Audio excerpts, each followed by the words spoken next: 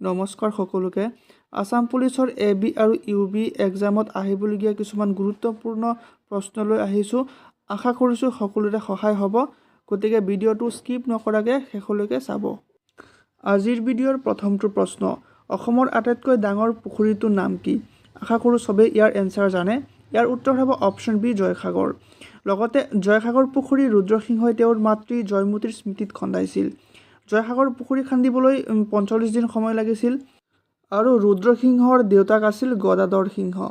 পিছৰ প্ৰশ্ন, বখতিয়াৰ খিলজীয়ে কেতিয়া অসম আক্ৰমণ কৰিছিল? আছাম হিষ্ট্ৰীৰ কুৱেশ্যনবিলাক বহুতে গুৰুত্বপূৰ্ণ হয়, গতিকে ইয়াৰ এনচাৰ হ'ব অপশ্যন চি, 1206 খ্ৰীষ্টাব্দত। লগতে মনত ৰাখিব, বখতিয়াৰ খিলজী দাস বংশৰ প্ৰতিষ্ঠাতা কুতুবুদ্দিন আইবাকৰ জেনেৰেল আছিল। বখতিয়াৰ খিলজীয়ে 1993 চনত নালন্দা বিশ্ববিদ্যালয় ধ্বংস কৰিছিল। খিলজীয়ে অসম আক্ৰমণৰ সময়ত অসমৰ ৰজা আছিল পৃথু। নেক্সট প্ৰশ্ন, অসমৰ জাতীয় ফুল কি?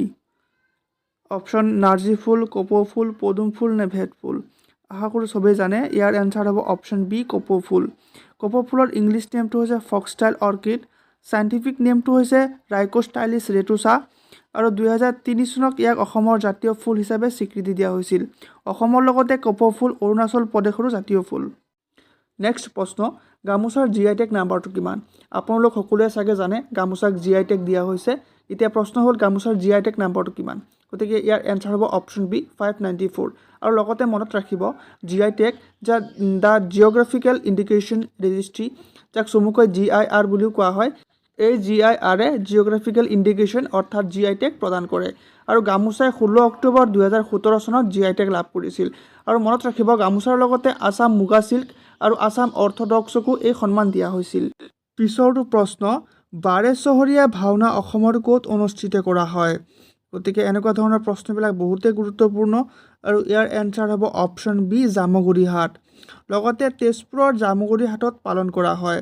বাৰেচহৰীয়া ভাওনা প্ৰত্যেক 5 বা 6 বছৰ মূৰে মূৰে অনুষ্ঠিত কৰা হয় আৰু অসমত প্ৰথমবাৰৰ বাবে 1797 বা কিছুমানত 1798 বুলিও পোৱা যায়, সেইটো সময়তে আৰম্ভ কৰা হৈছিল। 6 নম্বৰ প্ৰশ্ন, পাক প্ৰণালী ক'ত অৱস্থিত? হোৱেৰ is the park state located? Bharat আৰু পাকিস্তানৰ মাজত, চীন আৰু পাকিস্তানৰ মাজত, ভাৰত আৰু শ্ৰীলংকাৰ মাজত, বাংলাদেশ আৰু ভাৰতৰ মাজত? হয়তো আপোনালোকে জানে, এইটো যোৱাবাৰ ADRতো অহা দেখা গৈছিলে। পাৰ্ক ষ্টেট ইণ্ডিয়া আৰু শ্ৰীলংকাৰ মাজত আছে, যিটোৱে ইণ্ডিয়ান অ'চেন আৰু বে অফ বেংগলক কানেক্ট কৰে। পিছৰটো প্ৰশ্ন, বৰ্তমান ভাৰতৰ মুখ্য ন্যায়াধীশজনৰ নাম কি? Who is the current chief justice of India? এইটো চাগে আপোনালোকে গমেই পাইছে, ৰিচেণ্টলি চেঞ্জ হৈছে। বৰ্তমানজন হ'ল সঞ্জীৱ খান্না। অপশ্যন বি হ'ব ইয়াৰ শুদ্ধ উত্তৰ। আৰু আপোনালোকে ইয়াৰ আগৰজন কোন আছিলে সেইটো কমেণ্ট বক্সত জনাওক।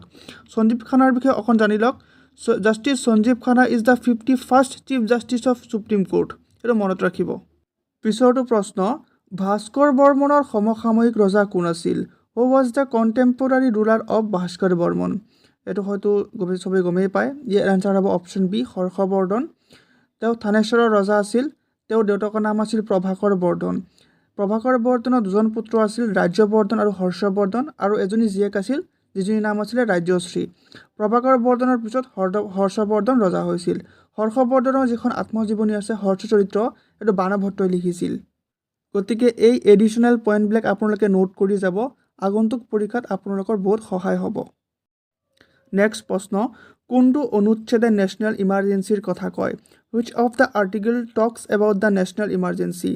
আৰ্টিকল 280, আৰ্টিকল 352, আৰ্টিকল 360 আৰু আৰ্টিকল 365। প্ৰতিটিৰ গোটেইখিনি আৰ্টিকলে মনত ৰাখিবলগীয়া, বিশেষকৈ ইয়াত যিমানখিনি দিয়া হৈছে। ইয়াৰ আৰ্টিকল 280 যিটো ফাইনেন্স কমিশ্যনৰ কথা কয়, আৰ্টিকল 360 যিটো ফাইনেন্সিয়েল ইমাৰ্জেঞ্চিৰ কথা কয়, আৰ্টিকল 365 যিটো ষ্টেট ইমাৰ্জেঞ্চিৰ কথা কয়, আৰু অপশ্যন বি আৰ্টিকল 352 যিটোৱে নেশ্যনেল ইমাৰ্জেঞ্চিৰ কথা কয়। আৰু ভাৰতত আজিলৈকে এবাৰে নেশ্যনেল ইমাৰ্জেঞ্চি লগোৱা হৈছে 1975ত, আৰু সেইটো সময়ত প্ৰধানমন্ত্ৰী আছিল ইন্দিৰা গান্ধী আৰু ভাৰতৰ ৰাষ্ট্ৰপতি আছিলে ফখৰুদ্দিন আলী আহমেদ। এইখিনি কথা মনত ৰাখিব। আজিৰ ভিডিঅ'ৰ অন্তিমটো প্ৰশ্ন, পৃথিৱীৰ যমজ বুলি কোনটো গ্ৰহক কোৱা হয়? ইয়াৰ এনচাৰ চাগে সকলোৱে জানে, মই ভাবোঁ। ইয়াৰ এনচাৰ হ'ব অপশ্যন এ, শুক্ৰ। শুক্ৰ গ্ৰহক পৃথিৱীৰ যমজ বুলি কোৱা হয়। আৰু পৃথিৱীক নীলা গ্ৰহ বুলি কোৱা হয়, আৰু মংগলক ৰঙা গ্ৰহ বুলি কোৱা হয়। আৰু এতিয়া আমাৰ ছ'লাৰ ছিষ্টেমত টোটেল কেইখন গ্ৰহ আছে আপোনালোকে কমেণ্ট বক্সত জনাব। ভিডিঅ'টো চোৱাৰ বাবে ধন্যবাদ আৰু এনেকুৱা ধৰণৰ ইনফৰ্মেটিভ ভিডিঅ'ৰ কাৰণে মোৰ চেনেলটো ছাবস্ক্ৰাইব কৰক আৰু বেল আইকনটো প্ৰেছ কৰি থওক ধন্যবাদ